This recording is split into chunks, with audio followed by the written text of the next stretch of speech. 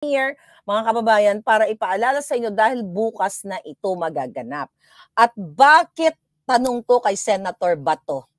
Okay, pangungunahan na kita, Senator Bato. Huwag mong tapusin ang hearing na ito nang hindi mo ipapatawag si Lisa Araneta Marcos. Dahil hindi siya makapangyarihan, wala siyang kapangyarihan sa batas. Wala siyang role, wala siyang immunity. So kung lahat ng mga nabanggit doon ay pinatawag, bakit siya exempted?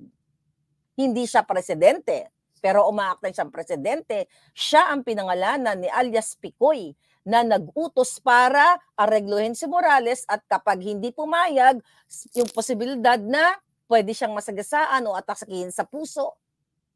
'Di ba? Pwede siyang gurgurin. So ito yung mga mahalagang issue na gustong patayin, gurgurin ng gobyernong ito.